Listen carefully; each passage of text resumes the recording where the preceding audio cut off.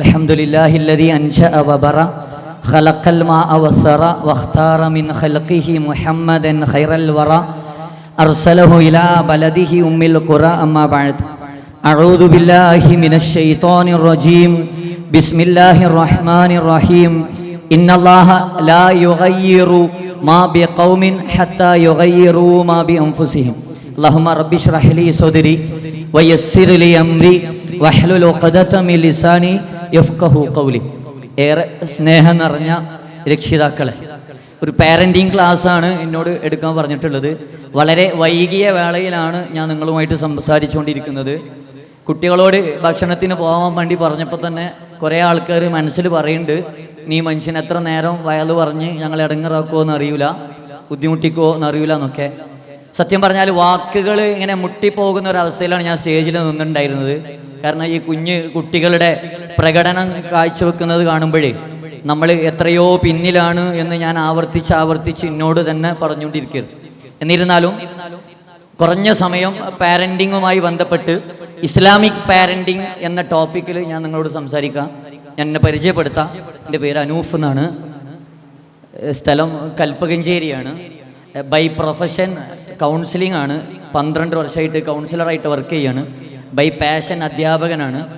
അപ്പോൾ അധ്യാപകനും കൗൺസിലറുമായിരിക്കെ എൻ്റെ മുന്നിൽ വന്നിട്ടുള്ള രക്ഷിതാക്കളും കുട്ടികളും എനിക്ക് നൽകിയിട്ടുള്ള പാഠങ്ങളിൽ നിന്ന് ഉൾക്കൊണ്ട് കുറച്ച് കാര്യങ്ങൾ നിങ്ങളുമായിട്ട് സംവദിക്കുക.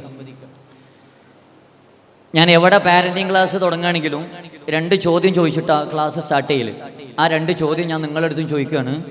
അതിന് മുമ്പ് എല്ലാവരും ഒന്ന് കൈവയ്ക്കുക, രക്ഷിതാക്കളൊക്കെ ഒന്ന് കൈവയ്ക്കുക, പാരൻസ് എല്ലാവരും കൈവയ്ക്കുക. ഓക്കെ, എത്താണ്ടിരിക്കും.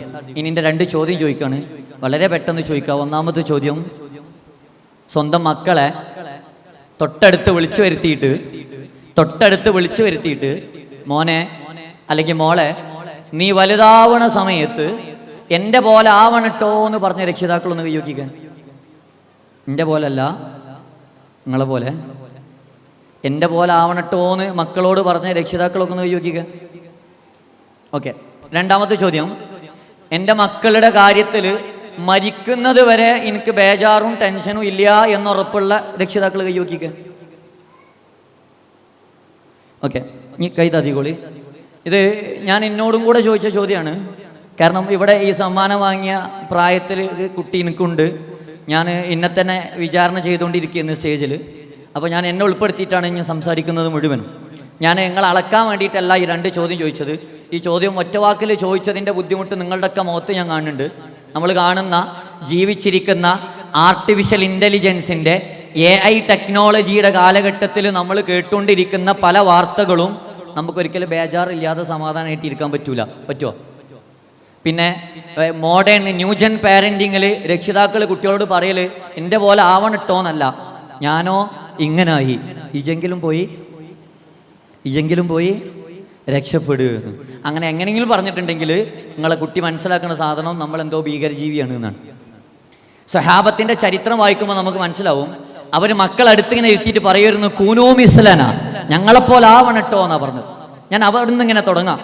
നമ്മളെപ്പോലെ ആവണട്ടോ എന്ന് പറയുന്നത് എൻ്റെ ക്വാളിഫിക്കേഷൻ ആവണം എന്നല്ല, എൻ്റെ ക്വാളിറ്റി ഉണ്ടാവണം എന്നാണ്.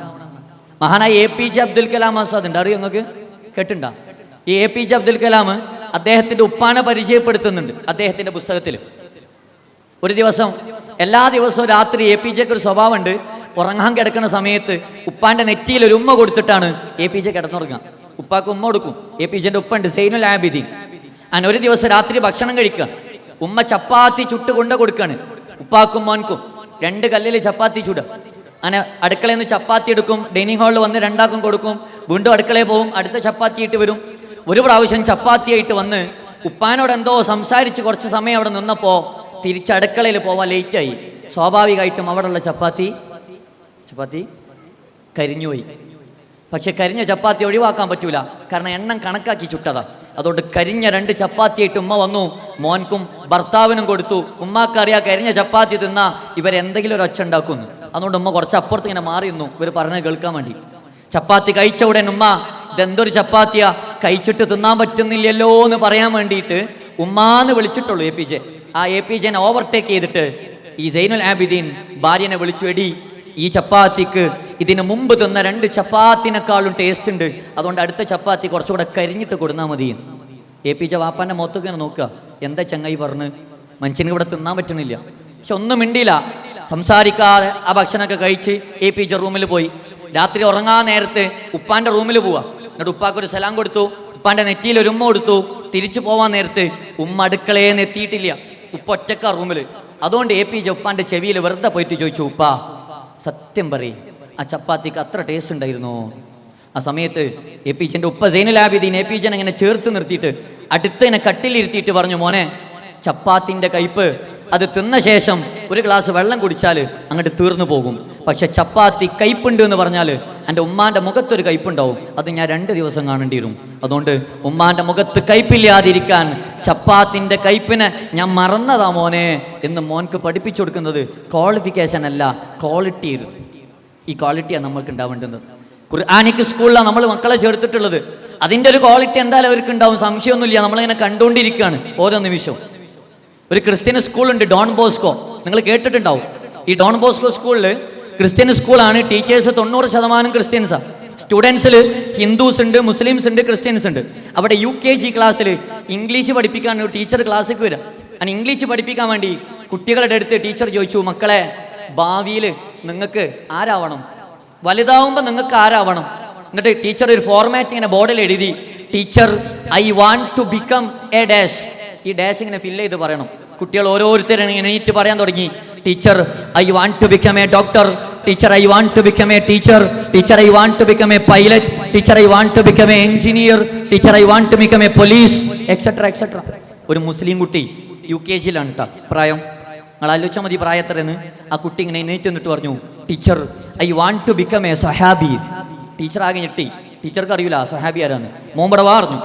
ആൺകുട്ടി ഓടി വന്നു ടീച്ചറുടെ അടുത്തേക്ക്. ടീച്ചർ ചോദിച്ചു, മോനെ ആരാ സഹാബി? അപ്പൊ കുട്ടി തിരിച്ച്, എനിക്കറിയില്ല. അപ്പൊ ടീച്ചർ പിന്നെ എന്തിനാ സഹാബി ആവണമെന്ന് പറഞ്ഞ്.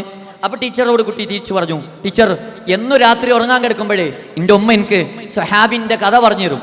സഹാബി കളവ് പറയൂല, സഹാബി ഒരാളെ ഉപദ്രവിക്കൂല, സഹാബി മോശമായിട്ട് പെരുമാറൂല, സഹാബിക്ക് നല്ല സ്വഭാവമാണ്, അതുകൊണ്ട് എനിക്കും സഹാബി ആയാൽ മതി. കുട്ടി വിചാരിച്ചത് സഹാബി എന്ന് പറഞ്ഞ ഒരാളെ പേരാണെന്ന്. അത്രേ അറിയുള്ളൂ കുട്ടിക്ക്. രജിസ്റ്ററിന് ആ കുട്ടിൻ്റെ ഉമ്മാൻ്റെ നമ്പർ നോട്ട് ചെയ്തു ടീച്ചർ. അന്ന് വീട്ടിൽ പോയിട്ട് രാത്രി ആ കുട്ടിൻ്റെ ഉമ്മാനെ വിളിച്ചിട്ട് ചോദിച്ചു, നിങ്ങളെ മോനോട് ആരാവണം എന്ന് ചോദിച്ചപ്പോൾ കുട്ടീനോട് പറഞ്ഞു, teacher I want to become a സഹാബി എന്നാ. ഉമ്മ ആരാ സഹാബി ചോദിച്ചു. 1 മണിക്കൂർ 20 മിനിറ്റും ഫോൺ കോൾ, 1 മണിക്കൂറും 20 മിനിറ്റും.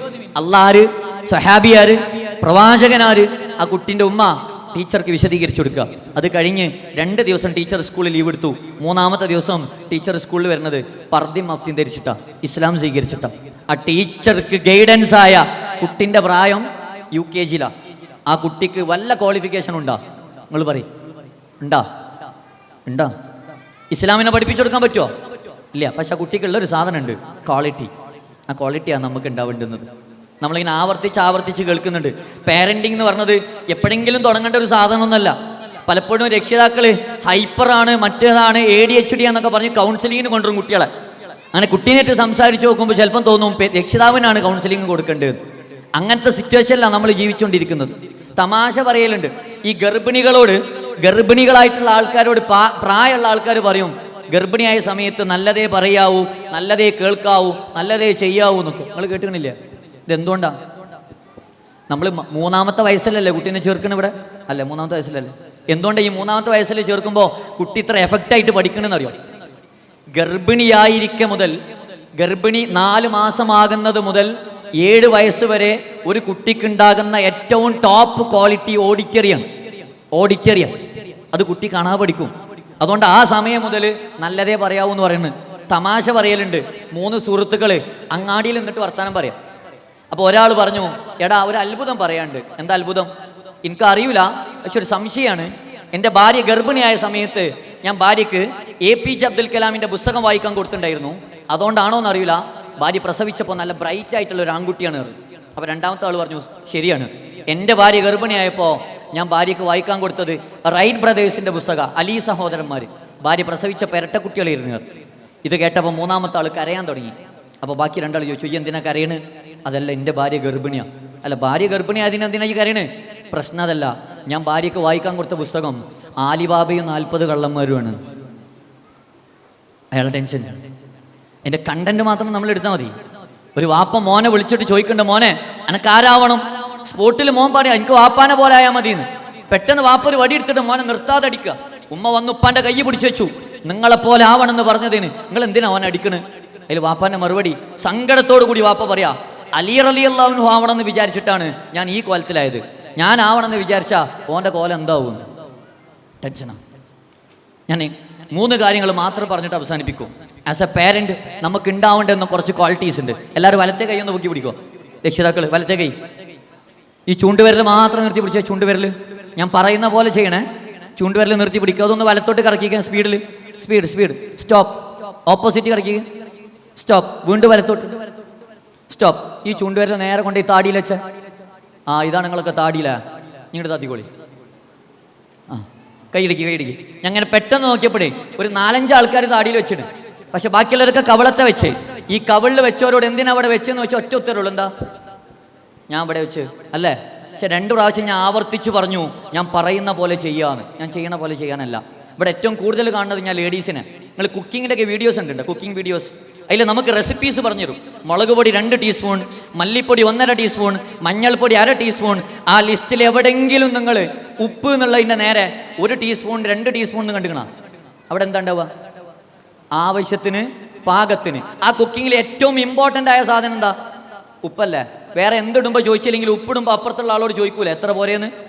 എന്തുകൊണ്ടാ അറിയോ? അത് പാളിയ കംപ്ലീറ്റ് പാളും. അത്രയും ഇമ്പോർട്ടൻ്റ് ആയിട്ട് പോലും അതിൻ്റെ അളവ് നമുക്കൊരു മനുഷ്യൻ പറഞ്ഞു തന്നിട്ടില്ലെങ്കിൽ നമ്മൾ തിരിച്ചറിയുക. കുക്കിങ്ങിൽ മാത്രമല്ല ലൈഫിലും ഇമ്പോർട്ടൻ്റ് ആയ കാര്യങ്ങളൊക്കെ ആവശ്യത്തിനും പാകത്തിനാ. നിങ്ങൾ തോറ്റത് ശ്രദ്ധ ഇല്ലാഞ്ഞിട്ടല്ല, ശ്രദ്ധ കൂടിയിട്ടാ. ഇന്നെ നോക്കേണ്ട ആവശ്യം ഉണ്ടായിരുന്നില്ല. നമ്മൾ കാര്യം മനസ്സിലാക്കണം. മുന്നിൽ കുട്ടീനെ നിർത്തിയിട്ട് അങ്ങനെ ചെയ്യണം, ഇങ്ങനെ ചെയ്യണം, അങ്ങനെ ആക്കണം, ഇങ്ങനെ ആക്കണം എന്ന് പറഞ്ഞിട്ട് നമ്മൾ വേറെ ചെയ്യണമെന്നുണ്ടെങ്കിൽ നമ്മൾ പറഞ്ഞതല്ല ഒരു ചെയ്യുക. ഞാൻ പറഞ്ഞതാ നിങ്ങൾ ചെയ്തത് ആണാ? കുട്ടി അനുസരിക്കണില്ലെങ്കിൽ നിങ്ങൾ ഇപ്പം ചെയ്തോന്ന് ആലോചിച്ചാൽ മതി. കുറ്റം പറയാൻ വേണ്ടിയിട്ടല്ല, നമ്മളെ വിലയിരുത്തുക. ഓരോ സാധനങ്ങൾ നമ്മളിങ്ങനെ പറയും. അഡിക്ഷനെ പറയും. ഏറ്റവും കൂടുതൽ പ്രശ്നം പറഞ്ഞ സാധനം എന്താ? കുട്ടീൻ്റെ മൊബൈൽ അഡിക്ഷനാണ് ആധുനിക കാലഘട്ടത്തിൽ. ഞാൻ അതിനെ പറ്റി പറഞ്ഞാൽ പറയില്ല, കാരണം ഞാൻ 2 ഫോണായിട്ടാണ് നടക്കണം. പക്ഷേ ഞാനൊരു കാര്യം പറയട്ടെ, എന്താണ് മൊബൈൽ അഡിക്ഷൻ നിങ്ങൾ പഠിച്ചിക്കണ?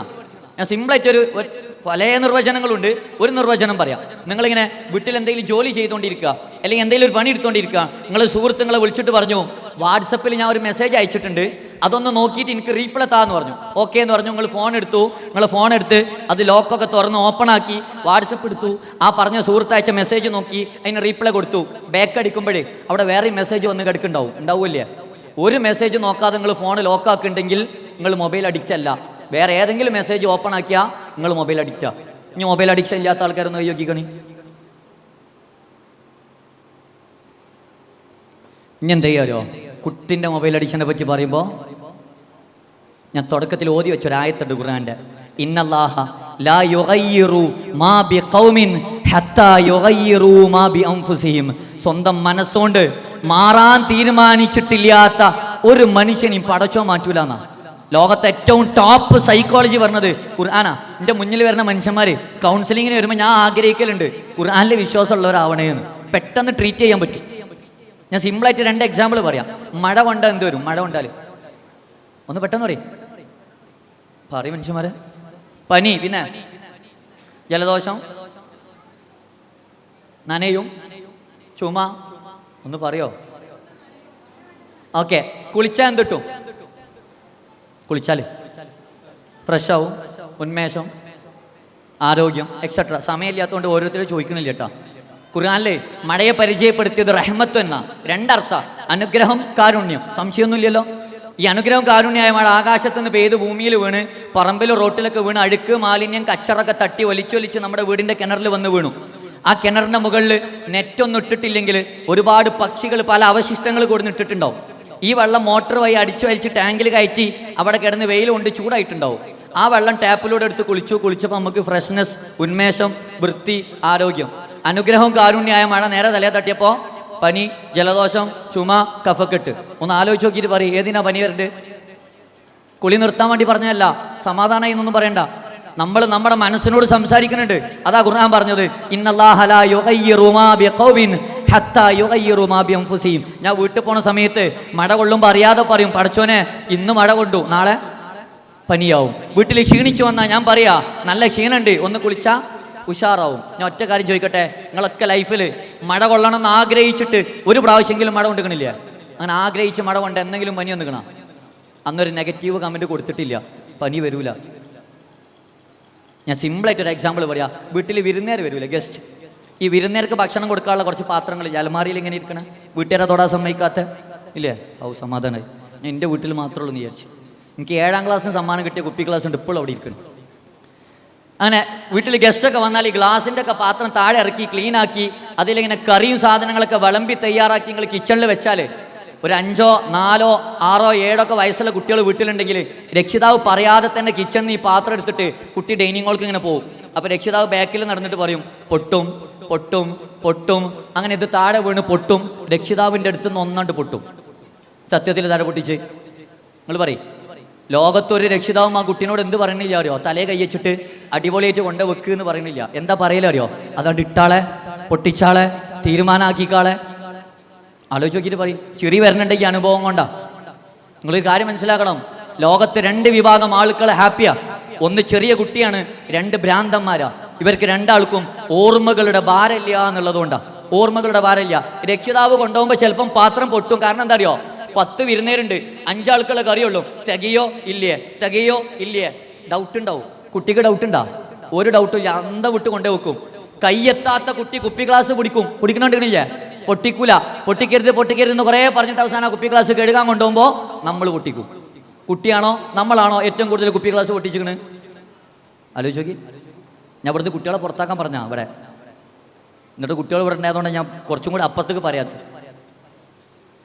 കമൻസ് തിരിച്ചു പോയത്തേക്ക്. ഇന്നല്ലാഹ ലാ യുഗയ്യിറു മാ ബിഖൗമിൻ ഹത്താ യുഗയ്യിറു മാ ബിഅൻഫുസിഹിം. സ്വന്തം മനസ്സുകൊണ്ട് മാറാതെ ഒരു മനുഷ്യനെയും പടച്ചോ മാറ്റൂല. നമ്മൾ തീരുമാനം ഉണ്ടാക്കണം. ആ തീരുമാനത്തിൻ്റെ ഭാഗ ഇസ്ലാമിക് പാരന്റിങ് എന്ന് പറഞ്ഞത്. ഇസ്ലാമിക അന്തരീക്ഷം ഉണ്ടാക്കുക എന്നുള്ളതാണ്. കുട്ടിയിലല്ല, വലിയ മനുഷ്യന്മാരിലും ലോകത്ത് സമാധാനം ഉണ്ടാക്കാൻ പറ്റുന്ന ഒറ്റ മാർഗ്ഗമുള്ളൂ. ആ ഒറ്റ മാർഗം എന്ന് പറഞ്ഞാൽ ഖുർആനാ. ആ ഖുർആൻ നമ്മളെ കയ്യിലുണ്ട്. ആ ഖുർആൻ നമ്മളെ കയ്യിലുണ്ടായിട്ട് നമ്മൾ എന്ത് കാട്ടി? നമ്മൾ എത്ര അപ്ഡേറ്റഡ് ആയി ചിന്തിക്കുക. കുട്ടിൻ്റെ കാര്യമല്ല, നമ്മളെ കാര്യം ചിന്തിക്കുക. നമ്മളെ ഡ്രസ്സിൻ്റെ കാര്യത്തിൽ നമ്മൾ അപ്ഡേറ്റഡാ. നമ്മളെ ഭക്ഷണത്തിൻ്റെ കാര്യത്തിൽ നമ്മൾ അപ്ഡേറ്റഡാ. മൊബൈലിൻ്റെ കാര്യത്തിൽ നമ്മൾ അപ്ഡേറ്റഡാ. വീടിൻ്റെ വാഹനത്തിൻ്റെ കാര്യത്തിലൊക്കെ നമ്മൾ അപ്ഡേറ്റഡാ. മതത്തിൻ്റെ കാര്യത്തിൽ നമ്മൾ അപ്ഡേറ്റഡ് ആണ്. ഞാൻ 2 ക്വസ്റ്റ്യൻ ചോദിക്കാം. ഇസ്ലാം കാര്യം എത്രണ്ണ? ഞാൻ പറയും 5. ഈമാൻ കാര്യം 6. ഈമാൻ കാര്യങ്ങളിൽ 1 അള്ളാഹുവിലുള്ള വിശ്വാസം, 2 ഒന്ന് ഉറക്കെ പറയോ? മലക്കുകളിലുള്ള വിശ്വാസം 3, കിതാബുകളിലുള്ള വിശ്വാസം 4, നബിമാരിലുള്ള വിശ്വാസം 5, അന്ത്യനാളിലുള്ള വിശ്വാസം 6, നന്മയും തിന്മയും ഒന്ന് ഉറക്കെ പറഞ്ഞ 6ാമത്തെ. ഒരു പാട്ടില്ല, ഇസ്ലാം കാര്യം 5 അവകൾ അറിയൽ, ഈമാൻ ഇസ്ലാം അറിയില്ലെങ്കിൽ അവസാനത്തെ വരി നരകം അവരുടെ വീടാണ്. ഞാൻ തിരിച്ചൊന്നുകൂടി ചോദിക്കട്ടെ, ഈമാൻ കാര്യങ്ങൾ 6ാമത്തത് നന്മയും തിന്മയും എന്നാൽ തെറ്റാണ്. പ്രവാചകൻ അറബിയിലാണ് പഠിപ്പിച്ചത്. ഈമാൻ കാര്യങ്ങൾ 6ാമത്തത് അൽ ഈമാനു ബിൽ ഖദരി ഖൈരിഹി വശരിഹി. വിധിയിലുള്ള വിശ്വാസം, അതിൻ്റെ നന്മയിലും തിന്മയിലും. ഞാൻ വരുന്ന വഴിയിൽ എൻ്റെ വണ്ടി ആക്സിഡൻ്റ് ആയി, വിധിയിലുള്ള തിന്മയാണ്, അത് അള്ളാൻ്റെ അടുത്തുനിന്നാ. എൻ്റെ ജോലി ശരിയായി, വിധിയിലുള്ള നന്മയാണ്, അത് അള്ളാൻ്റെ അടുത്തുനിന്നാ. അതൊക്കെ വിധിയിലുള്ള നന്മയും തിന്മയും അള്ളാഹുവിൽ നിന്നുള്ള വിശ്വാസം എന്നാണെങ്കിൽ ഓക്കെ. മെയിൻ പോയിന്റ് വിദ്യ അത് കട്ട് ചെയ്തിട്ടാണ് നമ്മൾ പറഞ്ഞത്. നന്മയും തിന്മയും അള്ളാഹുവിൽ നിന്നുള്ള വിശ്വാസം. ഞാൻ ചെയ്യണ നന്മയും ഞാൻ ചെയ്യണ തിന്മയും പഠിച്ചോൻ്റെ അടുത്തുനിന്നാ ആണാ? ഞാൻ പാട്ടിൻ്റെ അവസാനത്തെ വരി ഒന്ന് പഠിക്കണി. ഇസ്ലാം ഈമാൻ അറിയില്ലെങ്കിൽ, നേരത്തെ അത്ര സൗണ്ട് വരുന്നില്ലല്ലേ? വരൂല. കുറ്റം പറയാൻ വേണ്ടിയിട്ടല്ല, നമ്മൾ അപ്ഡേഷൻ അത്രേ ഉള്ളൂ. ഏതോ കാലത്ത് മദ്രസെന്നോ അല്ലെങ്കിൽ ആ മദ്രസയിൽ ചേർക്കണീന് മുമ്പോ നമ്മൾ പഠിച്ച സാധന, അതിനെപ്പറ്റി നമ്മൾ അന്വേഷിച്ചിട്ടില്ല, അപ്ഡേറ്റ് ആയിട്ടില്ല, ചോദിച്ചിട്ടില്ല. നമ്മൾ തന്നെ പറഞ്ഞുകൊണ്ടിരിക്കുന്ന നന്മയും തിന്മയും അള്ളാഹുവിൽ നിന്നുള്ള വിശ്വാസം ശരിയാണ്. അതെങ്ങനെ ശരിയാവുക? ചിന്തിച്ചിട്ടില്ല നമ്മൾ എന്നുണ്ടെങ്കിൽ നമ്മൾ അപ്ഡേഷൻ ബാക്കില. നമ്മൾ അപ്ഡേറ്റ് ആവാതെ നടക്കൂല. അപ്പം ഇനി രക്ഷിതാക്കൾക്ക് പറയാണ്ടാവും, ഞങ്ങൾക്ക് പ്രായമായി, ഇനി പഠിക്കാൻ പറ്റൂല. ഞാൻ ഒരു കഥ മാത്രം പറയാം ഖുർആന്റെ വിഷയത്തിൽ. അറേബ്യയിൽ ഒരുപാട് കവികളുണ്ടായിരുന്നു, അറബി കവികൾ. അതിലേറ്റവും പ്രശസ്തരായ 10 കവികളുണ്ട്. അവർ അശറത്തുൽ മുഅല്ലഖാത്ത് എന്നാ പറയാ. മുഅല്ലഖ എഴുതിയ 10 ആൾക്കാർ. ഇവർക്കൊരു പ്രത്യേകത എന്താ വെച്ചാൽ ഈ 10 ആൾക്ക് മാത്രം അവരുടെ കവിത കടബന്റെ കില്ലയിൽ ഇങ്ങനെ തൂക്കിയിടാനുള്ള സ്വാതന്ത്ര്യം ഉണ്ടായിരുന്നു. അതിൽ 10ാമത്തെ മനുഷ്യൻ, 10 ആൾ മുസ്ലിമല്ല, 10 ആളും ഇസ്ലാം സ്വീകരിച്ചിട്ടില്ല. ആ 10ാമത്തെ മനുഷ്യൻ ലബീദ് ബിൻ റബിയ. ഈ മനുഷ്യന് 90 വയസ്സായി. ഈ വയസ്സ് ഓർമ്മ ഉണ്ടാവണം കേട്ടോ, 90 വയസ്സ്. അയാൾ വീട്ടിലിരിക്കുക. ആ സമയത്ത് 2 ശിഷ്യന്മാർ വീട്ടിൽ വന്നിട്ട് പറഞ്ഞു, ലബീദ്, കടബന്റെ കില്ലയിൽ ആരോ ഒരു കവിത തൂക്കിയിരിക്കണം. അവിടെ കവിത തൂക്കി എന്ന് പറഞ്ഞാൽ ലബീദിന് സമാധാനം ഉണ്ടാവില്ല. അത് വായിക്കണം, എന്നിട്ട് അതിന്റെ മറുപടി കവിതയായിട്ട് ഇപ്പുറത്ത് തൂക്കണം. ലബീദ് ഈ വന്ന 2 ആളെ തോളിൽ കൈയിട്ടിട്ട് 90 വയസ്സുള്ള ലബീദ് കടബന്റെ അടുക്ക് പോവാ. അവിടെ എത്തിയിട്ട് ആ കടബന്റെ കില്ലയിലുള്ള കവിത വായിച്ചു. എന്നിട്ട് താഴെയുള്ള ആളോട് ചോദിച്ചു, ഇതാരെ കവിത? അപ്പൊ അവിടെ ഉള്ളവർ പറഞ്ഞു, മുഹമ്മദിന്റെ കവിത. അപ്പൊ ലബീദ് പറഞ്ഞു, അല്ല, മുഹമ്മദിൻ്റെതല്ല. അപ്പൊ അവിടെ ഉള്ളവർ പറഞ്ഞു, മുഹമ്മദിൻ്റെതാണ്. ആകെ അടിയെടുക്കുക. ലബീദ് വീണ്ടും വീണ്ടും വീണ്ടും വായിച്ചു. കുറേ വട്ടം വായിച്ചിട്ട് അവിടെ ഉള്ളവർ പറഞ്ഞു, മുഹമ്മദിൻ്റെ തന്നെ എന്ന് പറഞ്ഞപ്പോ ലബീദ് പറഞ്ഞു, എനിക്ക് മുഹമ്മദിനെ കാണണം. പ്രവാചകന്റെ അടുത്ത് കൊണ്ടുപോവാ. പ്രവാചകനെ കണ്ട ഉടൻ ആദ്യത്തെ ചോദ്യം, മുഹമ്മദ്, ആ കവിത നിങ്ങൾക്ക് എവിടുന്ന് കിട്ടിയതാണ്? അപ്പൊ നബി തിരിച്ചു ചോദിക്കുന്നുണ്ട്. അങ്ങനെ ചോദിക്കാനുള്ള കാരണം എന്താ? അപ്പൊ ലബീദ് പറയാ, മുഹമ്മദ് അറബി ഭാഷ കംപ്ലീറ്റ് പഠിച്ചൊരു മനുഷ്യന്, അറബി ഭാഷയുടെ സാഹിത്യം കംപ്ലീറ്റ് കലക്കി അരച്ചു കുടിച്ചൊരു മനുഷ്യന്, അറബി ഭാഷയിൽ മീം എന്നുള്ള അക്ഷരം ഉപയോഗിക്കാതെ 3 വരി കംപ്ലീറ്റ് എഴുതാൻ പറ്റൂല. 3 വരി കംപ്ലീറ്റ് എഴുതുമ്പോൾ അതിൽ ഒരു പ്രാവശ്യമെങ്കിലും മീം എന്നുള്ള അക്ഷരം വരും. അത്രയും ഇമ്പോർട്ടന്റ് ലെറ്ററാ അറബിയിലെ മീം. പക്ഷേ കടബന്റെ കില്ലയിൽ ഞാൻ കണ്ട 3 വരി കവിത, ആ 3 വരിയിലും മീമില്ല.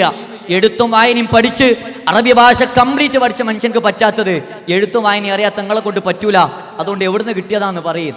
പ്രവാചകൻ പുഞ്ചിരിച്ചു. എന്നിട്ട് പറഞ്ഞു, കവിത അല്ല, ഖുർആനാ. ഖുർആന്റെ ഏറ്റവും ചെറിയ സൂറത്ത്, ഇന്നാ അഅ്തൈനാകൽ കൗസർ ഫസല്ലി ലിറബ്ബിക വൻഹർ ഇന്ന ശാനിഅക ഹുവൽ അബ്തർ. ലബീദ് പ്രവാചകനോട് പറയാണ്, നബിയെ, എനിക്ക് ഇസ്ലാം സ്വീകരിക്കണം. എത്ര വയസ്സ്? 90. എന്നിട്ട് പറയാണ്, ഞാൻ കവിത നിർത്തി, ഇന്ന് മുതൽ ഖുർആൻ പഠിക്കുക. അവസാനായിട്ട് 2 വരി കവിത പാടട്ടെ എന്ന് വെച്ചു. നബി പാടിക്കോന്ന് പറഞ്ഞു. നബിന്റെ മുന്നിൽ പാടി, അൽഹംദുലില്ലാഹില്ലദി ലം യഗ്തിനി അജലി ഹത്താ ലബിസ്തു മിനൽ ഇസ്ലാമി സിർബാല. മരണമാകുന്ന വസ്ത്രം എന്നെ അണിയിക്കും മുമ്പ് ഇസ്ലാമാകുന്ന പാത്രത്തിൽ നിന്ന് എന്നെ കുടിപ്പിച്ച സർവ്വലോക രക്ഷിതാവിന് സർവ്വസ്തുതിയും. 90ാമത്തെ വയസ്സിലാണ് ഖുർആൻ പഠിക്കണേ. ആ 90 വയസ്സായ ആരും എൻ്റെ മുന്നിൽ ഇരിക്കണില്ലല്ലോ, ഇല്ല. അപ്പൊ നമുക്ക് അപ്ഡേറ്റ് ആവാൻ പറ്റൂലെന്നോ നമ്മുടെ ഏതെങ്കിലും സാഹചര്യങ്ങൾ അതിന് തടസ്സമാണെന്നോ നമുക്ക് പറയാൻ കഴിയൂല. അതുകൊണ്ട് നമ്മൾ ചിന്തിക്കുക, എന്നിട്ട് അപ്ഡേറ്റ് ആവുക. ഈ അപ്ഡേഷനാണ് നമ്മൾ താഴത്തേക്ക് കൊടുക്കേണ്ടത്. ആ അപ്ഡേഷനാ താഴത്ത് കൊടുക്കേണ്ടത്. ലോകത്തെ ഏറ്റവും സുന്ദരമായിട്ട് എക്സിസ്റ്റ് ചെയ്യുന്ന ഒരു വിഭാഗ പാരൻസ് എന്ന് പറഞ്ഞത്. മലയാളത്തിലൊരു കവി പക്ഷിയെ പറ്റി 3 വരി കവിത പാടി. ഇവിടെയുണ്ട് ഞാനെന്നറിയിക്കുവാൻ മധുരമാം ഒരു കൂവൽ മദീന. ഒരു പക്ഷിന്റെ സൗണ്ട് കേട്ടാൽ അവിടെ ഒരു പക്ഷി ഉണ്ട് എന്ന് നമ്മൾ തിരിച്ചറിയും. ഞാനിങ്ങനെ ഉറക്കെ സംസാരിക്കുമ്പോൾ എന്നെ പരിചയമുള്ള ആരെങ്കിലും പുറത്തുണ്ടെങ്കിൽ അനൂഫ് ഇവിടെ ഉണ്ട് എന്ന് അയാൾ തിരിച്ചറിയും. 2ാമത്തെ വരി കവി പാടിയത്, ഇവിടെ ഉണ്ടായിരുന്നു ഞാനെന്നറിയിക്കുവാൻ ഒരു തൂവൽ താഴെയിട്ടാ മതി എന്ന്. ഒരു തൂവൽ എടുക്കണണ്ട, അവിടെ ഒരു പക്ഷി ഉണ്ടായിരുന്നു എന്ന് നമ്മൾ തിരിച്ചറിയും. നമ്മളൊക്കെ പഠിച്ച ക്ലാസ്സിൽ നമുക്ക് ശേഷം പഠിക്കാൻ വന്ന കുട്ടികൾക്ക് ബെഞ്ചും ഡെസ്കും കണ്ടാൽ മനസ്സിലാവും നമ്മളവിടെ പഠിച്ചിട്ടുണ്ടായിരുന്നു എന്ന്. മനസ്സിലാവൂലേ? അതെങ്ങനെ? അതിമ പേരും അഡ്രസ്സും വീട്ടിലുള്ള വഴിയൊക്കെ ഉണ്ടാവും. അവസാനത്തെ വരി കവി പാടിയത്, ഇനിയുമുണ്ടാകും ഞാനെന്നറിയിക്കുവാൻ അടയിരുന്നതിൻ്റെ ചൂടുമതി. എന്നിട്ട് അയാൾ ബ്രാക്കറ്റിലിട്ടു അർത്ഥവത്തായ ബാക്കിയാക്കൽ. നിങ്ങളൊരു കാര്യം മനസ്സിലാക്കുക, നമ്മളൊക്കെ നാട്ടിലൂടെ അങ്ങാടി കൂടെ ഒരു കുട്ടി ഇങ്ങനെ ഭയങ്കര നല്ല സ്വഭാവമൊക്കെ കാണിച്ചിട്ട് ഇങ്ങനെ പോവുകയാണെങ്കിൽ നാട്ടുകാരെ കുട്ടീനെ നോക്കിയിട്ട് ഇന്ന കുട്ടിയാണ് എന്നല്ല പറയാ, ഇന്ന ആളെ കുട്ടിയാണ് എന്നാ പറയാ, അല്ലേ? ആ കുട്ടി മോശമായാലോ അപ്പോൾ എന്താ പറയാ? ഇന്ന കുട്ടിയാണ് എന്നല്ല പറയാ, ഇന്ന ആളെ കുട്ടിയാണ് എന്നാ പറയാ. എക്സിസ്റ്റ് ചെയ്യണതാരാ? പേരൻസാ. അതുകൊണ്ട് മീനിങ് ഫുൾ എക്സിസ്റ്റൻസ് നടത്താൻ നമ്മൾ അവർക്ക് എന്ത് കൊടുത്തു എന്നുള്ളത് നമ്മൾ തിരിച്ചറിയാം. അവസാനിപ്പിക്കുമ്പോൾ എനിക്ക് പറയാനുള്ളത്, പടച്ചോന് ഖുർആനിലൊരു പ്രാർത്ഥന പഠിപ്പിച്ചു മക്കളോട്, മാതാപിതാക്കൾക്ക് വേണ്ടി പ്രാർത്ഥിക്കാൻ വേണ്ടിയിട്ട്. എന്തെന്ന് പ്രാർത്ഥന? റബ്ബി റഹമുഹുമാ കമാ. ലോകത്തെ ടോപ്പ് സൈക്കോളജിയാണ് കേട്ടോ പ്രാർത്ഥന. ശരിക്കും പ്രാർത്ഥന എത്ര മതി അറിയോ? റബ്ബി റഹമുഹുമാ എന്ന് മാത്രം മതി. പടച്ചോനെ, എൻ്റെ മാതാപിതാക്കൾക്ക് നീ കരുണ ചെയ്യണേ എന്ന്. പടച്ചോൻ അവിടെ നിർത്തിയില്ല, ബാക്കിയും കൂടി ഉണ്ട്. കമാ റബ്ബയാനി സഗീറ. പടച്ചോനെ, ചെറുപ്പത്തിൽ എന്നെ നോക്കിയ പോലെ എൻ്റെ മാതാപിതാക്കളെ നോക്കണേന്നാ. അപ്പൊ അതിന്റെ അർത്ഥം എന്താ അറിയോ? പടച്ചോനെ, ചെറുപ്പത്തിൽ ഇന്നെ നല്ല നിലക്ക് നോക്കിയിട്ടില്ലെങ്കിൽ ഓലെ നല്ല നിലക്ക് നോക്കരുതേന്നാ. മാതാപിതാക്കൾക്ക് വേണ്ടിയിട്ടുള്ള പ്രാർത്ഥന അല്ല, മാതാപിതാക്കൾക്ക് എതിരായിട്ടുള്ള പ്രാർത്ഥന ആയിട്ട് അത് മാറും. അതുകൊണ്ടാണ് കംപ്ലീറ്റ് പ്രാർത്ഥിക്കാൻ പഠിപ്പിച്ചത്. അതുകൊണ്ട് മനസ്സിലാക്കുക, പ്രാർത്ഥന പഠിപ്പിക്കുമ്പോൾ ആ പ്രാർത്ഥന പ്രാർത്ഥിക്കുമ്പോൾ അത് നമുക്ക് വേണ്ടിയിട്ടാണോ നമുക്കെതിരായിട്ടാണോ കിട്ടുക എന്നറിയാൻ നമ്മൾ അവർക്ക് എന്ത് കൊടുത്തു എന്നുള്ളതാ. ചെറുപ്പത്തിലെ ക്വാളിറ്റി ഉണ്ടാക്കി കൊടുക്കുക എന്നുള്ളതാ. പിടിവാശികളില്ലാതാക്കാൻ, അവരുടെ ഉള്ളിൽ നല്ല നല്ല സ്വഭാവങ്ങൾ ഉണ്ടാക്കാൻ അവർക്ക് എന്ത് വാല്യബിൾ ആയിട്ടുള്ള നോട്ടാണോ നമ്മൾ കൊടുത്തിട്ടുള്ളത് എന്നുള്ളത് നമ്മളോട് ഇങ്ങനെ ചോദിക്കുക. പോസിറ്റീവായിട്ട് സറൗണ്ടിങ്സ് എന്നുള്ള നെഗറ്റീവ് എനർജീസിനെ റിമൂവ് ചെയ്യാൻ മാത്രം എന്ത് കമൻറ്റാ എൻ്റെ ഉമ്മാൻ്റെ അടുത്തൊന്നും എൻ്റെ ഉപ്പാൻ്റെ അടുത്തൊന്നും എനിക്ക് കിട്ടിയത് എന്നുള്ളത് ഞാൻ ചിന്തിക്കുമ്പോഴാണ് അവർ എക്സിസ്റ്റ് ചെയ്യുന്നത്. എന്നോട് ഇപ്പോഴും എൻ്റെ റോൾ മോഡൽ ആരാന്ന് ചോദിച്ചാൽ ഞാൻ പറയും എൻ്റെ ഉപ്പയാണ്. എൻ്റെ ഉപ്പ സൈക്കോളജി പഠിച്ചിട്ടില്ല, ഞാൻ പഠിച്ച കോഴ്സല്ല അപ്പ പഠിച്ചത്. പക്ഷേ എൻ്റെ ക്വാളിറ്റീസ് ഒക്കെ ഉണ്ടെങ്കിൽ അത് വാപ്പാൻ്റെ അടുത്ത് നിന്ന് കിട്ടിയതാ. ഇന്ന് നിങ്ങൾക്ക് അഹങ്കാരത്തോടു കൂടി പറയാൻ പറ്റുന്നുണ്ടെങ്കിൽ അത് അവരെ എക്സിസ്റ്റ് ചെയ്യുന്നുണ്ട് എന്നുള്ളതിൻ്റെ മാത്രം ഗുണമാണ് എന്ന് നമ്മൾ തിരിച്ചറിയാം. ആ എക്സിസ്റ്റൻസാണ് നമുക്ക് വളർത്തേണ്ടത്. 9 എന്ന് പറഞ്ഞ സംഖ്യ ദേഷ്യം വന്നപ്പോൾ 8 പോയിട്ട് ഒരടി അടിച്ചു. 8 പോയിട്ട് അടിച്ചു. 8 തിരിച്ചടിക്കാൻ വയ്യ, 9 വലുതാ. അപ്പം 8 ദേഷ്യം തീർക്കാൻ വേണ്ടി അപ്പുറത്തുള്ള 7 പോയിട്ട് അടിച്ചു. 7 6 അടിച്ചു, 6 5, 5 4, 4 3, 3 2, 2 1 അടിച്ചു. 1 2 അടിക്കാൻ വയ്യ, 2 വലുതാ. ഇപ്പുറത്ത് അടിക്കാൻ വേണ്ടി നോക്കുമ്പോൾ അവിടെ ഒന്നുമില്ല, പൂജ്യമാണ്, ഒന്നുമില്ല. അപ്പോൾ കുറച്ചേരം ഇങ്ങനെ ആലോചിച്ച് നിന്നിട്ട് എന്ത് ചെയ്തു, ആ പൂജ്യത്തിനെ ഇങ്ങനെ ചേർത്ത് പിടിച്ചു. അപ്പോൾ എത്രയായി? 10. എന്നിട്ട് ആദ്യം പ്രശ്നം ഉണ്ടാക്കി 9 പോയിട്ട് ഒരു അടി അടിച്ചു. കഥയാണ്. പക്ഷെ ഒന്നുമില്ലാത്തതിനെ ചേർത്ത് പിടിച്ചപ്പോൾ അവിടെ വലിയ എന്തോ ഒരു സാധനം ഉണ്ടായി എന്നുള്ളത് നമ്മൾ പഠിക്കുമ്പോൾ നമ്മൾ മനസ്സിലാക്കേണ്ടുന്നത് കൃത്യമായ ആത്മവിശ്വാസം, കൃത്യമായ ശ്രദ്ധയും പോസിറ്റീവായിട്ടുള്ള കമൻറ്റുമാണ് ഇസ്ലാമിക് പാരൻറ്റിങ്ങിൽ പരിശുദ്ധ ഖുർആൻ നമ്മളോട് കൊടുക്കാൻ വേണ്ടി പറഞ്ഞത്. അത് കൊടുക്കുക. ഓവറായിട്ടുണ്ടെങ്കിൽ ഞാനൊരു അനുഭവം പറയാം. 21 വയസ്സുള്ള ഒരു പയ്യനെ കൗൺസിലിങ്ങിന് കൊടുന്നു. ഉമ്മേനെ കൊണ്ടുവന്ന് ഇവൻ സംസാരിക്കാൻ കൂട്ടാക്കണില്ല, എന്ത് ചോദിച്ചിട്ടും മറുപടി ഇല്ല. അവസാനം ഞാൻ അവനോട് പറഞ്ഞു, കൗൺസിലിംഗ് ഒന്നുമില്ല, എൻ്റെ അടുത്ത് വന്നില്ലേ, ഞാൻ കുറച്ച് കാര്യങ്ങളൊക്കെ സംസാരിക്കാം, ഇത് കേട്ടിട്ട് പോയിക്കോ. കുറച്ച് സംസാരിച്ചപ്പോൾ അവനക്ക് മനസ്സിലായി ഇയാൾ വലിയ പ്രശ്നക്കാരനല്ല. അപ്പോൾ അവൻ സംസാരിക്കാൻ തുടങ്ങി. അവൻ്റെ കഥ പറയാ. സർ, ഞാൻ കോളേജിൽ പഠിക്കുക, ഒഴിവുള്ള ദിവസം എൻ്റെ നാട്ടിലൊരു മനുഷ്യനുണ്ട്, അയാൾ വയറിങ്ങിൻ്റെ ഒക്കെ പണിക്ക് പോകും. ഞാൻ അയാളെ കൂടെ ഹെൽപ്പറായിട്ട് പോകും. വൈകുന്നേരം എനിക്ക് അയാൾ പൈസയും തരും. അപ്പോൾ ഞാൻ ഫ്രഷ് ആയതുകൊണ്ട്, കംപ്ലീറ്റ് പഠിക്കാത്തതുകൊണ്ട് ഇന്ന അയാളെ ഏൽപ്പിക്കണ പണി ഈ സ്വിച്ച് ബോർഡ് കൊടുക്കണ പണിയാണ്. എന്നോട് സ്വിച്ച് ബോർഡ് കൊടുക്കാൻ പറയും, പുതിയ വീടിൻ്റെ ഒക്കെ. അപ്പോൾ ഈ സ്വിച്ച് ബോർഡ് നമ്മൾ കണ്ടിട്ടുണ്ടാവും, അതിൽ സ്ക്രൂ ഇടുന്ന ഹോളിൻ്റെ മുകളിൽ ഒരു ടോപ്പ് ഉണ്ടാവും. ആ ടോപ്പ് എടുത്താലാണ് സ്ക്രൂ ഇടാനും ഊരാനൊക്കെ പറ്റുള്ളൂ. ഇവൻ ഈ ടോപ്പ് എടുത്തിട്ട് സ്ക്രൂ ഇടും. അപ്പോൾ ഈ ടോപ്പ് താഴെ കളയണ്ടെന്ന് ചോദിച്ചാൽ അത് പോക്കറ്റിലിടും. എന്നിട്ട് ഒന്നിച്ചുകൊണ്ട് ഒഴിവാക്കും. ഇവൻ്റെ റൂം ക്ലീൻ ചെയ്യുന്ന സമയത്ത് ഇങ്ങനെ അടിച്ചൊരു കൂട്ടിയ കൂട്ടത്തിൽ ഈ ടോപ്പുകൾ മാത്രം കിട്ടി ഉമ്മാക്ക്, വൈറ്റ് ടോപ്പ്. ഉമ്മ അത് ഫുള്ള് പെറുക്കിയെടുത്തിട്ട് ടേബിളിൽ വെച്ചു. ഉമ്മാക്ക് അറിയില്ല അതെന്താണ്. ഉമ്മാക്ക് ഭയങ്കര ബേജാറുണ്ട്. ഉമ്മയാണെങ്കിൽ ആധുനിക കാലഘട്ടത്തിലെ കോളേജ് കുട്ടികളുടെ പ്രശ്നങ്ങളെ പറ്റി എന്നും റീല് കാണുന്ന ഉമ്മയാണ്. ഉമ്മ അത് കണ്ടപ്പോൾ വിചാരിച്ചു ഇവൻ എന്തോ ലഹരി ഉപയോഗിക്കുന്നുണ്ട്, അതിൻ്റെ ബാക്കിയുള്ള സാധനമാണെന്ന് വിചാരിച്ചു ഉമ്മ ഫോൺ എടുത്തു. എന്നിട്ട് ഇതൊരു ഫോട്ടോ എടുത്തു. എന്നിട്ട് ഉമ്മാൻ്റെ ആങ്ങളൊക്കെ അയച്ചു കൊടുത്തു ഇവൻ്റെ അമ്മാവൻക്ക്. എന്നിട്ട് വാട്സപ്പിൽ ഒരു വോയിസ്, ഇത് ഇവൻ്റെ റൂമിൽ നിന്ന് കിട്ടിയതാണ്, ഇതെന്താ നോക്കാം. അമ്മോനിത് 2 വട്ടം സൂം ചെയ്തു. എന്നിട്ട് വോയിസ് തിരിച്ചയച്ചു, ഇതന്നെ. ഏതന്നെ? ഇവനോട് പറയാ, സാർ ഇത് അയച്ചിട്ട് 2 ദിവസം കഴിഞ്ഞിട്ടാ ഇങ്ങനൊരു സംഭവം നടന്നു എന്ന് തന്നെ ഞാൻ അറിയണത്. ഞാൻ നേരെ ഉമ്മാൻ്റെ അടുത്ത് പോയി, ഉമ്മ എനിക്കൊരു കാര്യം പറയാണ്ട്. അപ്പോൾ ഉമ്മ, എനിക്ക് എന്നോടൊന്നും പറയാനില്ല. അല്ല ഉമ്മ, എനിക്കൊരു കാര്യം പറയാണ്ട്, എനിക്ക് കേൾക്കണ്ട. ഇപ്പം നേരെ ഉമ്മാൻ്റെ വീട്ടിൽ പോയി അമ്മോൻ്റെ അടുത്ത്. അമ്മോൻ പറയാം, എൻ്റെ വീട്ടിൽ കയറരുത്, ഈ ജാതി സാധനം ഉപയോഗിച്ച് എൻ്റെ വീട്ടിൽ നിന്നാൽ മതി, ആട്ടി. ഇവൻ പറയും, സാർ എൻ്റെ കുടുംബത്തിൽ, അയൽവാസിയിൽ, നാട്ടിൽ ഞാൻ കാണാവുന്ന കംപ്ലീറ്റ് മനുഷ്യന്മാരെയും ഞാൻ കാണാൻ പോയി, ആർക്കും എന്നെ കേൾക്കണ്ട. ഞാൻ പള്ളിയിൽ പോയപ്പോൾ പള്ളീൻ്റെ സെക്രട്ടറി എന്നോട് പറഞ്ഞു, ആൾക്കാരെ കാണിക്കാൻ വേണ്ടി നിസ്കരിക്കണ്ട, എൻ്റെ നിസ്കാരം പടച്ചോൻ സ്വീകരിക്കൂല, ഈ വിട്ട് പോയിക്കോ. അവസാനം അവൻ പറയും, സാർ ഞാൻ ആ വയറിങ്ങിൻ്റെ മനുഷ്യണ്ടല്ലോ, അയാൾക്ക് മനസ്സിലാവുമല്ലോ ഇത്, അയാളെടുത്ത് പോയപ്പോൾ അയാൾ എന്നോട് പറയാണ്, ഞാൻ ഹെൽപ്പറായിട്ട് വേറെ ആളെ വെച്ചിക്കണ്, ഇത് പോയിക്കോ. എന്നോട് പറയാം, സാർ 3 മാസം ഞാൻ എന്നെ കേൾക്കാൻ ഒരു മനുഷ്യനെ തെരഞ്ഞു നടന്നു, ആരും കിട്ടിയില്ല. 4ാമത്തെ മാസം 1ാമത്തെ ദിവസം ഞാൻ തീരുമാനിച്ചു, ഏതായാലും നാട്ടുകാരെയും കുടുംബക്കാരുടെ ഇടയിൽ ഞാൻ ലഹരി ഉപയോഗിക്കുന്ന ആളാണ്, എന്നാൽ പിന്നെ ശരിക്കും കൊണ്ട് ഉപയോഗിക്കാം. 4ാമത്തെ മാസം ഞാൻ പോയിട്ട് ലഹരി വാങ്ങി. ഇപ്പോൾ 2 മാസമായിട്ട് ഞാൻ ഡ്രഗ് അഡിക്റ്റാ. എത്ര അഡിക്റ്റ് അറിയോ? ആധുനിക കാലഘട്ടത്തിൽ ഭയങ്കര ടോപ്പായിട്ട് പറഞ്ഞ ലഹരിൻ്റെ MDM മെഗട്ടുണ്ടാവും. ഞാൻ ഇതിനെപ്പറ്റി പഠിപ്പിച്ചു തരല്ല കേട്ടോ, തെറ്റായിട്ട് എടുക്കരുത്. 5 ഗ്രാം 6 ഗ്രാമാണ് ഇത് മാക്സിമം ലെവലിൽ ഉപയോഗിക്കുന്ന ഒരാൾ ഒരു ദിവസം ഉപയോഗിക്കുക. അത് 2-3 വട്ടമായിട്ടൊക്കെ ഉപയോഗിക്കുക 5 ഗ്രാം.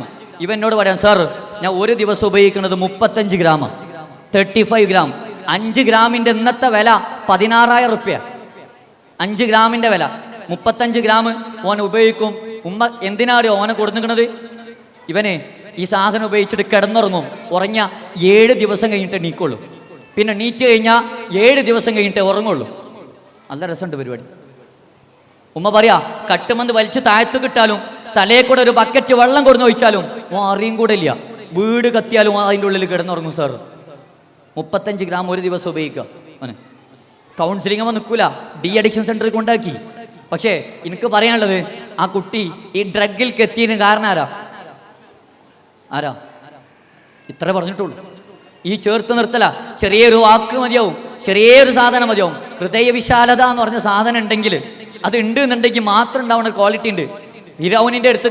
ഫിറൗനിന്റെ അടുത്തേക്ക് പ്രബോധനത്തിന് പറഞ്ഞേക്കുന്നുണ്ട് മൂസാ നബിനെ.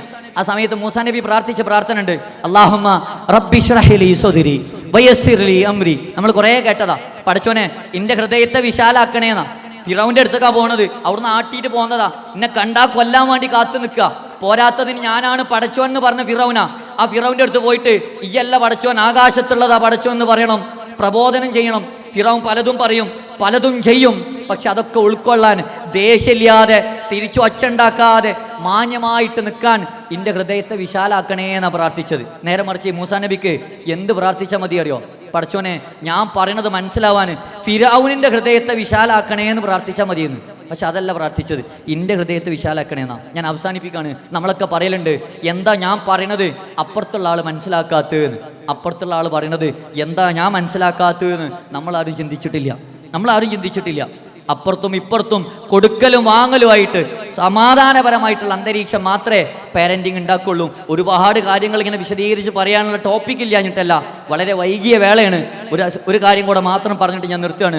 വിശുദ്ധ ഇസ്ലാമിൻ്റെ ചരിത്രങ്ങൾ വായിക്കുന്ന സമയത്ത് നമ്മളെ പഠിപ്പിക്കുന്ന ഒരു കാര്യമുണ്ട്. കുടുംബത്തിൽ തഖ്വയുണ്ടോ, കുടുംബത്തിൽ അള്ളാഹനെ പേടിയുണ്ടോ, ഈ ഒറ്റ സാധനം മാത്രമാണ് പാരൻറ്റിങ് ആണെങ്കിലും രക്ഷിതാവിനോടുള്ള സ്നേഹമാണെങ്കിലും സഹോദര ബന്ധമാണെങ്കിലും ആ കുടുംബത്തിനെ സമാധാനപരമായിട്ട് മുന്നോട്ട് കൊണ്ടുപോകുള്ളൂ. അങ്ങനെയുള്ള കുടുംബം എത്ര തലമുറ പിന്നിട്ടാലും പടച്ചോനെ കുടുംബത്തിൽ ബർക്കത്തുണ്ടാക്കും എന്നുള്ളതാണ്. നമ്മൾ നിക്കാഹിൻ്റെ ഖുത്ബയിലൊക്കെ കേൾക്കുന്ന ഒരു ആയത്തുണ്ട്, ഒരു ഹദീസുണ്ട്, ഫളുഫർ ബിദാത്തിദ്ദീൻ, നിങ്ങൾ മതത്തിന് പ്രയോറിറ്റി കൊടുക്കണമെന്ന്. ഞാൻ ഒരു ചരിത്രം പറഞ്ഞിട്ട് അവസാനിപ്പിക്കുകയാണ്. മഹാനായ ഉമർ ഖത്താബ് റളിയല്ലാഹു അൻഹു, ഉമറിൻ്റെ ചരിത്രം നമ്മൾ കേട്ടിട്ടുണ്ട്. രാത്രി ഇങ്ങനെ വേഷം മാറി നടക്കും, പ്രജകളുടെ ക്ഷേമം അന്വേഷിക്കും. ആ കൂട്ടത്തിൽ നമ്മളൊക്കെ കുറേ വട്ടം കേട്ടൊരു കഥ ഉണ്ട്, ഒരു പാൽക്കാരി പെൺകുട്ടീൻ്റെ കഥ. ഉമർ ഒരു വീട്ടിൽ നിന്ന് സംസാരം കേൾക്കുകയാണ്. ഉമ്മ മോളോട് പറയാണ്, മോളെ എന്നും കിട്ടുന്ന അളവിൽ പാലില്ല, അതുകൊണ്ട് ഒരു ഇത്തിരി വെള്ളം ചേർത്തില്ലെങ്കിൽ നമ്മൾ വിചാരിച്ചത്ര പൈസ കിട്ടൂലട്ടോ. അപ്പം മോള് പറയാം, ഉമ്മ പാലിൽ വെള്ളം ചേർക്കരുതെന്ന് ഖലീഫ ഉമർ. അപ്പോൾ ഉമ്മാൻ്റെ ചോദ്യം ഉണ്ടായിന്, മോളെ ഐന ഉമർ എവിടെയെന്നാ. അതിന് മോള് തിരിച്ചൊരു ചോദ്യം ചോദിച്ചത്, ഐന അല്ലാ, ഉമ്മ അല്ല എവിടെയെന്ന്. ആ വീട്ടിൽ പാലിൽ വെള്ളം ചേർത്തുക്കണോ, ആ പാല് വെള്ളം ചേർത്തിട്ടാണോ വിറ്റത്, ഇതൊന്നും ഉമർ അന്വേഷിച്ചിട്ടില്ല. പക്ഷെ മോളൊരു ചോദ്യം ഉണ്ട്, ഐനല്ല. ആ ചോദ്യം കേട്ട സ്പോട്ടിൽ വീടിൻ്റെ പുറത്തൊരു അടയാളിട്ടു. എന്നിട്ട് ഉമർ തിരിച്ചു പോവാ വീട്ടിക്ക്. നട്ടപ്പാതിരക്ക് പോയിട്ട് വീട്ടിൽ കിടന്നുറങ്ങണ മോനെ വിളിച്ചോടുത്തുക, മോനെ നീച്ചു നട്ടപ്പാതിരക്ക് മോനെ ഉണർത്തുക. എന്നിട്ട് മോനോടൊരു ചോദ്യം, മോനെ അള്ളാനെ പേടിയുള്ള ഒരു പെൺകുട്ടീനെ ഞാൻ കണ്ടു, എനിക്ക് കല്യാണം കഴിപ്പിച്ചേരട്ടെ. മോൻ ഞെട്ടാണ്, ഉറക്കത്തിൽ നീച്ചിട്ട് വാപ്പ ചോദിക്കുക. ഒന്നുകൂടെ ചോദിച്ചു, അള്ളാനെ പേടിയുള്ള ഒരു പെൺകുട്ടീനെ ഞാൻ കണ്ടു, എനിക്ക് കല്യാണം കഴിപ്പിച്ചേരട്ടെ. മോൻ സമ്മതിച്ചു. പിറ്റേന്ന് ഉമർ ആ വീട്ടിക്ക് പോവാ കല്യാണം അന്വേഷിച്ചിട്ട്. മോൻക്ക് ഒരു കാര്യം മനസ്സിലാക്കണം, 28 രാജ്യത്തിൻ്റെ ഭരണാധികാരി സ്വന്തം മോൻക്ക് കല്യാണം അന്വേഷിച്ച് ചെല്ലുന്നത് ഏതെങ്കിലും ഒരു രാജ്യത്തിൻ്റെയെങ്കിലും ഭരണാധികാരിൻ്റെ മോളെ വീട്ടിക്കല്ല, ഒരു പാൽക്കാരി പെൺകുട്ടീൻ്റെ വീട്ടിക്ക. ഒറ്റ കാര്യം നോക്കിയിട്ടുള്ളൂ, ഫളുഫർ ബിദാത്തിദ്ദീൻ, ദീനിന് പ്രയോറിറ്റി കൊടുത്തു. അങ്ങനെ ദീനിന് പ്രയോറിറ്റി കൊടുത്തുകൊണ്ട് ആ കുടുംബത്തിന് പടച്ചോൻ പ്രയോറിറ്റി കൊടുത്തു. അത് പറഞ്ഞിട്ട് ഞാൻ നിർത്തുകയാണ്. ആ കല്യാണം നടന്നു, ഉമറിൻ്റെ മകനും പാൽക്കാരി പെൺകുട്ടിയും കല്യാണം നടന്നു. അവർക്കൊരു പെൺകുട്ടി ഉണ്ടായി. ആ പെൺകുട്ടിൻ്റെ പേര് ലൈലാന. ആ പെൺകുട്ടി വലുതായി, പെൺകുട്ടിൻ്റെ കല്യാണം കഴിഞ്ഞു. ആ പെൺകുട്ടിക്ക് ഒരു ആൺകുട്ടി ഉണ്ടായി. ആ ആൺകുട്ടിൻ്റെ പേര് ആർക്കെങ്കിലും അറിയോ? ആ ആൺകുട്ടിൻ്റെ പേര് ഉമർ ബിൻ അബ്ദുൽ അസീസ്. ചരിത്രത്തിൽ നീതിമാനായ രണ്ടാം ഉമർ രണ്ടാമൻ, ഉമറിൻ്റെ മകൻ്റെ പേരക്കുട്ടിയാണ്. അതുവരെ ആ കുടുംബത്തിൽ പടച്ചോൻ ബർക്കത്ത് നിലനിർത്തിയത് കുടുംബം ദീനിന് പ്രയോറിറ്റി കൊടുത്തതുകൊണ്ടാണ് എന്ന് ചരിത്രത്തിൽ നമുക്ക് മനസ്സിലാക്കുമ്പോൾ എൻ്റെ മുന്നിലുള്ള ആൾക്കാരോട് ഞാൻ അങ്ങനെ കുറേ വിശദീകരിക്കണ്ട, കുറച്ചെങ്കിലും നമ്മൾ ദീനിന് പ്രയോറിറ്റി കൊടുക്കുന്നതുകൊണ്ടാണ് ഈ കണ്ട മനുഷ്യന്മാർ കുട്ടികളെ ഈ സ്കൂളിൽ ചേർത്തതും ഇവിടെ ഈ ചൂടത്തും ഇരുന്നിട്ട് ഈ പരിപാടിക്ക് വന്നതും ഒക്കെ. സാധാരണ പള്ളിയിൽ പറയലുണ്ട്, വെള്ളിയാഴ്ച ഖുത്ബക്ക് പോകുമ്പോൾ കമ്മിറ്റിക്കാർ പറയും, ലേറ്റായിട്ട് വരുന്ന കുറച്ച് ആൾക്കാരുണ്ട്, ഓലെ പറ്റിയിട്ട് ഓലോടൊന്ന് പറയണം നേരത്തെ വരാനിട്ടോ. അങ്ങനെ പിന്നത്തെ വെള്ളിയാഴ്ച എന്ത് ചെയ്യും, ഖുത്ബയിൽ പറയും നേരം വൈകി വരരുതിട്ടോ. ഇതൊക്കെ പറഞ്ഞിട്ട് നിസ്കാരം തുടങ്ങുമ്പോഴാണ് ആര് വരിക? നേരം വൈകി വരുന്ന ആൾക്കാർ വരിക. അപ്പോൾ നേരം വൈകി വരുന്നതിനെ പറ്റി പറഞ്ഞത് ആരാ കേട്ടത്? നേരത്തെ വന്ന ആൾക്കാർ. ഇതേപോലെയാണ് ദീനിന് പ്രയോറിറ്റി കൊടുക്കണമെന്ന് നിങ്ങളോട് ഞാൻ കുറേ ഉപദേശിക്കേണ്ട ആവശ്യമില്ല. പ്രയോറിറ്റി കൊടുക്കുന്നതുകൊണ്ടാണ് ഞാൻ നിങ്ങൾ ഇവിടെ നിന്നത്. അതുകൊണ്ട് പ്രയോറിറ്റി നിലനിർത്തുക. അല്ലാഹുമ്മ യാ മുഖല്ലിബൽ ഖുലൂബ് സബ്ബിത് ഖുലൂബനാ അലാ ദീനിക്. അല്ലാഹുമ്മ യാ മുസർരിഫൻ നുഫൂസ് സബ്ബിത് നുഫൂസനാ അലാ മില്ലത്തിക്. ആ ദീനിൽ ഇങ്ങനെ നിലനിർത്തുക. ആ നിലനിർപ്പോടുകൂടി മക്കൾക്ക് പോസിറ്റീവായിട്ട് ആ സാധനം ഇങ്ങനെ ഉണ്ടാക്കി കൊടുക്കുക.